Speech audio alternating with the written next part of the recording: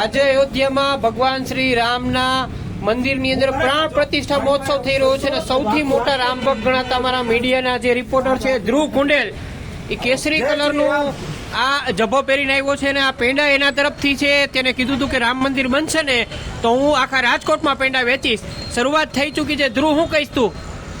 રાજકોટને પેંડા વેચવાની તો શક્તિ નથી, પણ આપણે અહીંયા જેટલા લોકો સવારના આવે મીડિયાના મિત્રો એ બધાને પેંડા કેટલા લઈ આવ્યો છો? 1.25 કિલો છે. 1.25 કિલો પેંડા. હવે ખુશ છું. આ લકીરાજ પણ વેલા ઉઠી ગયા છે. 6 વાગ્યામાં ઉઠ્યા છે ને 7 વાગ્યામાં લાઈવ કરવા પહોંચી ગયા છે. આ ભાઈ દિવ્ય ભાસ્કર વાળા કુલદીપભાઈ, વિપુલભાઈ, કેવા માંગુ છું મયુરભાઈ, અમારા ભાવેશ લશ્કરી TV9 ના કેમેરામેન. જય શ્રી રામ, જય શ્રી રામ. મયુરભાઈ એક વસ્તુ કહેવા માંગુ છું. આજે રામ કરતા સૌથી વધારે આપણા બધા કરતા કદાચ આપણા મહાદેવ ખૂબ જ ખુશ છે. આજે સોમનાથ છે રામમય બન્યું છે અને અયોધ્યા છે શિવમય બન્યું છે. વાહ વાહ વાહ વાહ વાહ. પેંડા છે એનું વિતરણ હમણાં ચાલુ થશે. અહીંયા માધ્યો ને રહીમભાઈ, હાલો.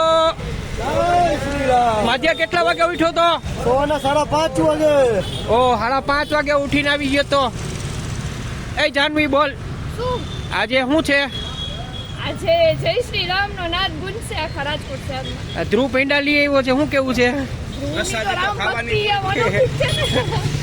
રહીમ, આ ધ્રુવ આજે પેંડા વેચે છે, 1.25 કિલો લઈ આવ્યો.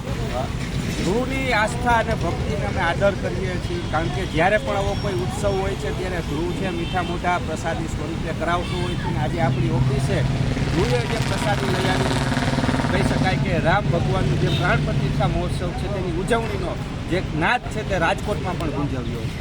તો રાજકોટ વાસીઓ અને અમારા મીડિયાનું જે આ સેન્ટર છે મીડિયા મિત્રોનું, અહીંયા હવે પેંડા વિતરણનો કાર્યક્રમ શરૂ થશે. IB વાળા રમેશભાઈ આવ્યા છે અને આ બધા જ લોકો મન ભરીને પેંડા ખાઈ રહ્યા છે. જે લોકોને પણ વહેલી સવારના સમય મળે અને પેંડા હોય તો એમનો પણ વારો આવી જશે. વાહ વાહ વાહ વાહ વાહ. ચલો સૌ કોઈને મારા પણ જય સિયા રામ. ભાઈ